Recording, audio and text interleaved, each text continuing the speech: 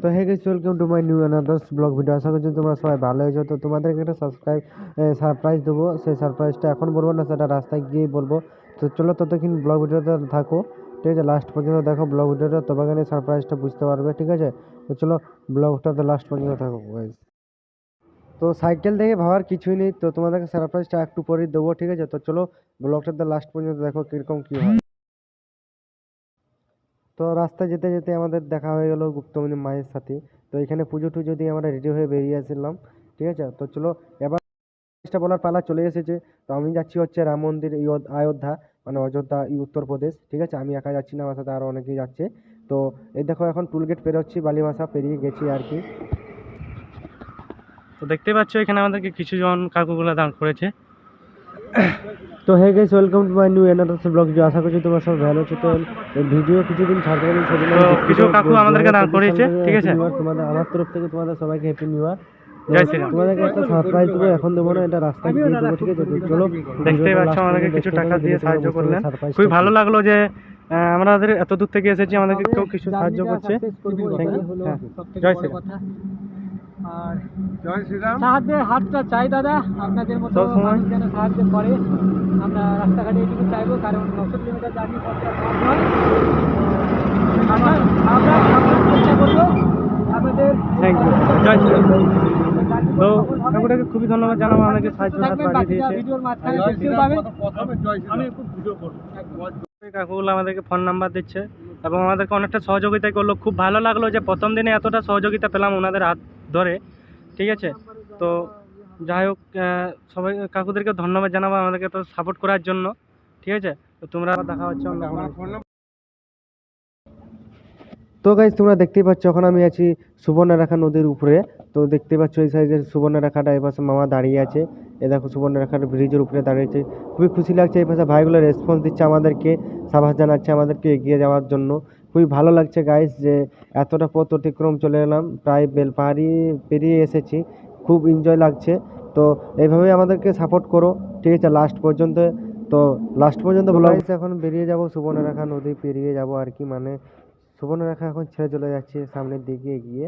তো চলো যাওয়া যাক, রাস্তায় দেখা হচ্ছে গাইস। তো গাইজ গড়া 16 কিলোমিটার দেখতে পাচ্ছ, ওই যে লেখা আছে এখানে। দিলে আমাদের লক্ষ্যে আমরা আজকে যতটা টার্গেট নিয়ে ততটা পৌঁছে যাব, দেখতে পাচ্ছ। তো ঠিক আছে, চলো ব্লগটাতে কন্টিনিউ থাকো, সাপোর্ট করো গাইজ, ফুল সাপোর্ট করো একদম। তো গাইজ ফাইনালি আমরা যে লোকেশনটা টার্গেট করছি এটা সফল হয়েছে, মানে বহরাগড়া। এসে করে এখানে কিছু খাবো, এই যে দোকানের সামনে দাঁড়িয়ে আছি। কিছু সব দোকান থেকে কিছু খাইনি, যাই দুপুরও কিছু খাইনি। কে করে আজকে আমরা ডাইরেক্ট একদম নিলাম সরাসরি, যে দেখা যাক আমরা, যেহেতু আমরা 1.5 ঘন্টা মতো ওয়েট করলাম, তো 1.5 ঘন্টা ওয়েট করার জন্য আর ভাবলাম যে না, তেমন কোথাও হল্ট করবো না। তবু হোটেল চেয়েছিলাম যে ভাতের যদি হয়, কিন্তু আজকে হোটেলটা মানে এমন হলো, হোটেল টাইমিংটা মিললো না, প্রায় 1:30 বেজে পেরিয়ে গেল। তো 1:30 বেজে যখন পেরিয়ে গেলো, তখন ভাবলাম যে না, দেখা যাক, চলো আরেকটু এগিয়ে যায়, আর একটু সেই রকম হোটেল পাবো। আবার সেখানে গিয়েও দেখলাম যে না, ভাত উঠছে না। আরেকটু এগিয়ে গেলাম, আরেকটু এগিয়ে যাওয়ার পর দেখলাম যে না, একটু বড় ধরনের হোটেল। তো আমাদের তো সেটা হচ্ছে না, যে আমরা বড় হোটেলে তো গিয়ে এই মুহূর্তে খাওয়া দাওয়া করা সম্ভব হচ্ছে না।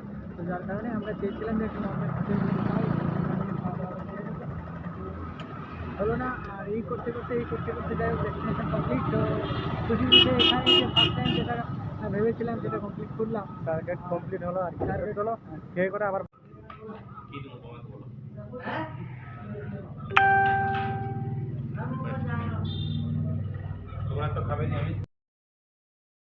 তো গাইস খাওয়া দাওয়া তো কমপ্লিট হয়ে গেলো। যখন দোকানটাকে আমি পয়সা দিই তখন টাকা নিচ্ছে না, জানি না কেন। বলছে তোরা এত দূর যাবি, ভালো করে যা, সফল লক্ষ্যে পৌঁছ, ঠিক আছে? তো গাইস খুবই ভালো লাগলো যদি এইভাবে আমাদেরকে সবাই সাপোর্ট করে যায়, তো খুবই ভালো লাগে না? তো চলো, এতটা সাপোর্ট দিয়েছো এটার জন্য অনেক, আমার তরফ থেকে অনেকটাই খুশি লাগছে। মানে বলে বোঝাতে পারবো না যে আজ এতটা হ্যাপি গাইস, সিরিয়াস বলছি। তো চলো সামনে কিছুটা এগিয়ে যাবো, দেখা হয়ে গেছে, ঠিক আছে? উনিও মনে হয় যাবে আয়োধ্যা। তো চলো ওর সাথে দেখা করে নিচ্ছি। দেখতেই পাচ্ছ এই সামনে দাঁড়িয়ে আছে। তো চলো ওর সাথে দেখা করে নিই, 3 জন হয়ে গেলাম, মিট হয়ে যাবে একসাথে, ঠিক আছে? জয় সিয়ারাম। কত দূর থেকে এসেছো তুমি? উড়িষ্যাতে? হ্যাঁ, তোমার ব্লগ में देखता हूँ पार्ट। वीडियो देखा था। हाँ स्काई स्काई जय सिया राम। कहाँ रुकने वाले हैं आप? अभी और 4-5 किलोमीटर चलते हैं। हाँ हाँ, चलो। चलिए। आपको हॉल्ट चाहिए था? हाँ हॉल्ट तो चाहिए जरूर। चलिए 4-5 किलोमीटर। चलिए कोई दिक्कत नहीं। आपको वहाँ देखो मतलब पुल के पास। अच्छा अच्छा अच्छा अच्छा ओ, ঠিক আছে চলি চলিয়ে। চলেন ওই দীক্ষাতে নেই। এই দাদাটার সাথে দেখা হয়েছে, সে এসেছে উড়িষ্যা থেকে, ঠিক আছে, কালকে বেরিয়েছে বাড়ি থেকে। তো আজকে এই মন্দিরটাতে আমরা এখানে থাকবো আর কি, ঠিক আছে। খুবই ভালো লাগলো যে দাদাটার সাথে দেখা হলো। এদিকে দেখতে পাচ্ছ আমার মামাজি भी बहुत हैप्पी है, ठीक है। दादा भी देख सकते हो, इसको तुम पहले से मालूम होगा, ठीक है। इधर आज नील रहेंगे, ठीक है, कोई बात नहीं। थोड़ा थोड़ा हिंदी आता है, थोड़ा थोड़ा नहीं। तो चलो ब्लॉग में कंटिन्यू हो। তো গাইজ অ্যাকচুয়ালি শুভ না, তো এখন ভিডিও এডিটিং করব, দেখতেই পাচ্ছ এখন শুয়ে শুয়ে ভিডিও এডিটিং করবো, অনেকটা টায়ার্ড লাগছে, সকাল থেকে সাইকেল চালিয়েছি তো এই জন্য। তো চলো ভিডিও এডিটিং করি শুয়ে শুয়ে, দেখতে থাকো তোমরা। আর ওইদিকে মামা আর ওই দাদাটা এখন ফোনে কথা বলছে, একজন ফ্যামিলির সাথে কথা বলছে আর একজন জানি না কার সাথে কথা বলছে। তো চলো আজকের মতন ব্লগটা এখানে শেষ করছি, আবার সকালবেলা দেখা হবে নেক্সট ব্লগে। তো চলো আজকের মতন tata, bye bye, good night, সে সকালে দেখা